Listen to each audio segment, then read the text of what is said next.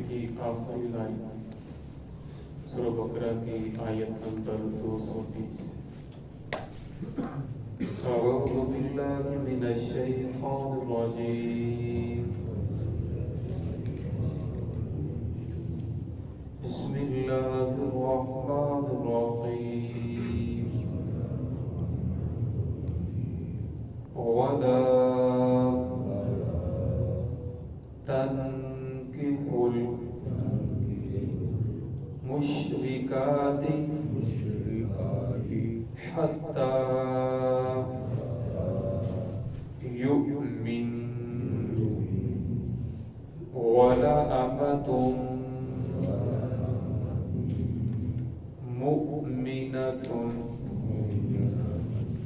खैरुम मिन मुश्रिकतिन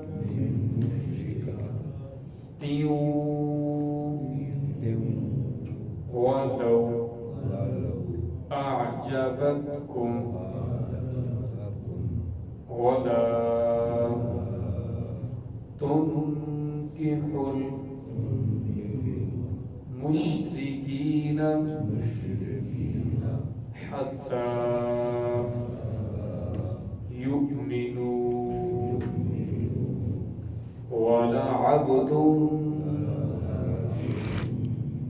मुमिनुन खैरुम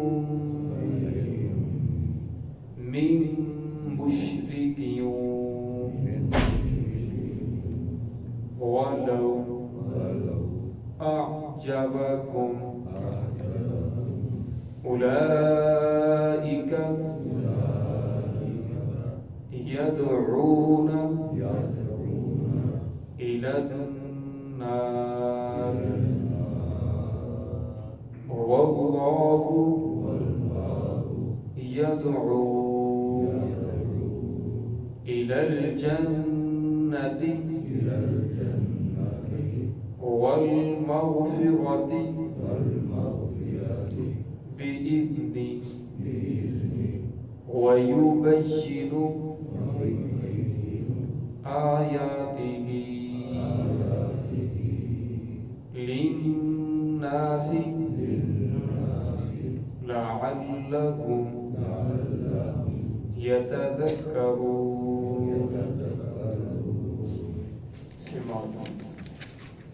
बिस्मिल्लाहिर्रहमानिर्रहीम। वला तन्किहुल मुश्रिकाति हत्ता युमिन वला अमतुम मुमिनतुन खैरुम मिन मुश्रिकतिन वलौ अअजबतकुम वला तुनकिहुल मुश्रिकीन हत्ता युमिनू वला अब्दुन मुमिनुन खैरुम मिन मुश्रिकिन वलौ अअजबकुम उलाइका यदऊन इलन नार वल्लाहु यदऊ इलल जन्नति वल मग़फ़िरति बिइज़्निहि व युबय्यिनु आयातिही लिन्नासि लअल्लहुम यतज़क्करून। वला तुनकिहुल मुश्रिकाति हत्ता युमिन, ना निकाह करो मुशरिका औरत से हत्ता युमिन, हत्ता के वो ईमान ले आए।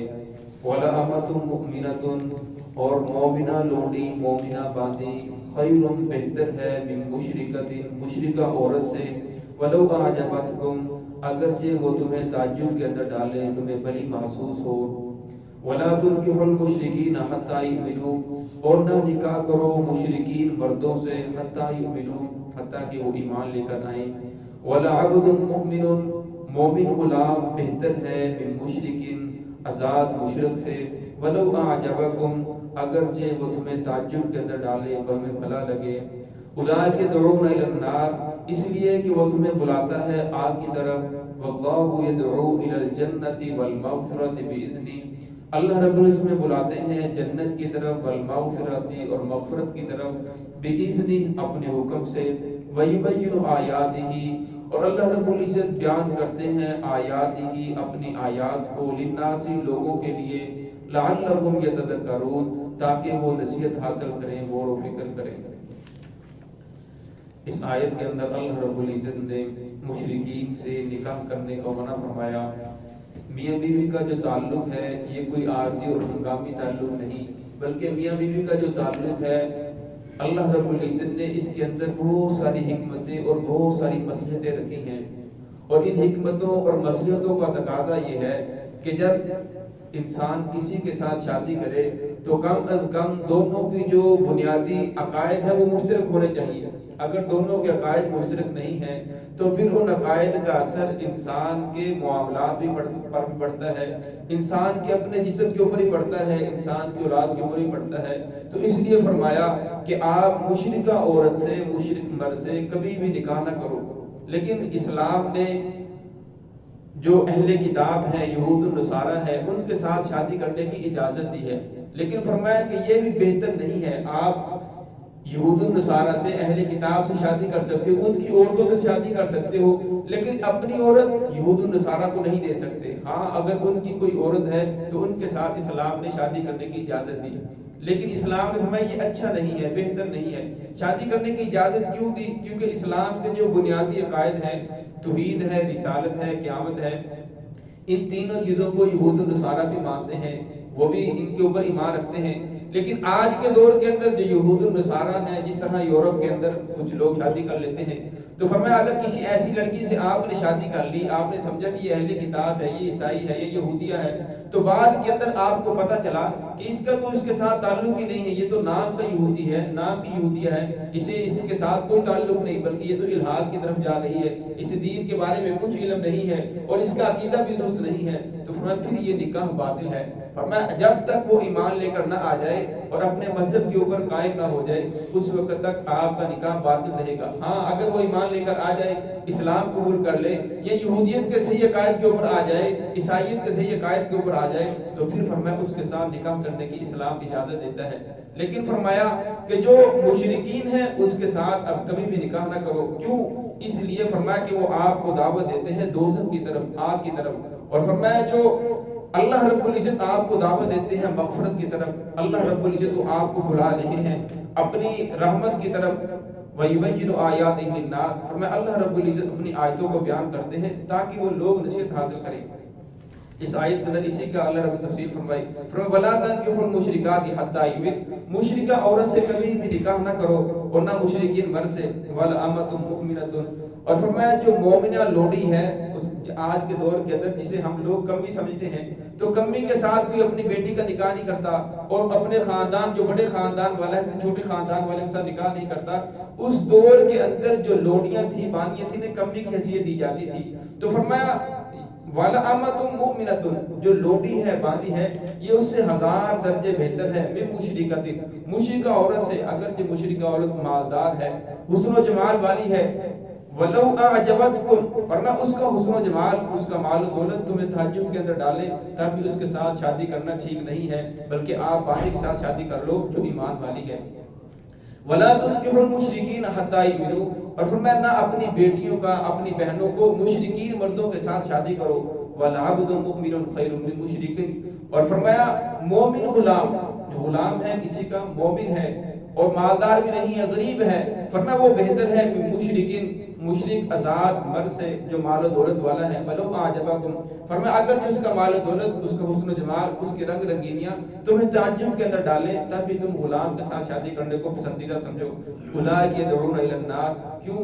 اس لیے فرمایا کہ وہ تمہیں بلا رہے ہیں آگ کی طرف، واللہ یدعو الی الجنۃ والمغفرۃ باذنہ، فرمایا اللہ رب العزت آپ کو دعوت دیتے ہیں جنت کی طرف، مغفرت کی طرف، باذنی، اپنے حکم کے ساتھ۔ حدیث پاک میں آتا ہے، فرمایا کہ جب کوئی کسی کے ساتھ شادی کرتا ہے تو اس کے اندر 4 خوبی دیکھی جاتی ہے۔ پہلی خوبی اس کے حسن و جمال کو دیکھا جاتا ہے، اور اس کے حسب و نسب کو دیکھا جاتا ہے، اس کے مال و دولت کو دیکھا جاتا ہے، اس کے دین کو دیکھا جاتا ہے۔ فرمایا ٹھیک ہے، تینوں چیزوں کو دیکھو، اس کے حسن و جمال کو بھی دیکھو، اس کے مال و دولت کو بھی دیکھو، اس کا حسب نسب بھی دیکھو کہ کس خاندان سے تعلق رکھنے والی ہے، لیکن فرمایا سب چیزوں کے اوپر جو ترجیح دو وہ دین کو دو۔ اگر وہ دین والی ہے، دین کے اوپر چلنے والی ہے، تو پھر وہ آپ کی مددگار ہوگی، آپ کی اولاد کی تربیت کرنے کے ساتھ مددگار ہوگی۔ اگر فرمایا اس کا عقیدہ درست نہیں، وہ وہ عقیدہ اس کا یہودیوں جیسا ہے یا عیسائیوں جیسا عقیدہ ہے. پھر فرمایا اسلام نے اس کے ساتھ شادی کی اجازت تو دی ہے، لیکن فرمایا اگر وہ مرد دین کے اوپر پختہ نہ ہوا تو اس کی رنگ رنگینیوں کے اندر آ کر اسے بھی اپنے رنگ کے اندر رنگ لے گی، وہ بھی عیسائی ہو جائے گا. اور اسی طرح فرمایا آپ کی اولاد کو بھی ویسی تربیت کرے گی، وہ بھی عیسائیوں والا مذہب قبول کر لیں گے، اسی مذہب کے اوپر چلیں گے. تو اس لیے فرمایا کہ آپ اپنی عورتوں کا نکاح تو کبھی بھی نہیں کر سکتے عیسائیوں کے ساتھ، یہودیوں کے ساتھ. کیوں؟ اس لیے فرمایا عورت نازک ہوتی ہے، وہ جلدی متاثر ہو جاتی ہے، اور مرد کے اعتبار میں عورت ضعیف بھی ہے، کمزور بھی ہے. فرمایا پھر اس کا عقیدہ خراب ہونے کا انسان کو زیادہ گمان ہے کہ اس کا عقیدہ خراب ہو جائے گا، وہ یہودیت قبول کر لے گی. اس لیے فرمایا کہ اپنی عورتوں کو ان کے ساتھ نہ دو. ہاں اگر ان کی عورتوں کے ساتھ شادی کرنا چاہتے ہو تو اسلام اس کی اجازت دیتا ہے، لیکن اسلام یہ فرماتا ہے کہ پسندیدہ نہیں ہے. اگر آپ کو کوئی اور عورت مل جائے تو بہتر ہے کہ آپ اسی سے نکاح کرو.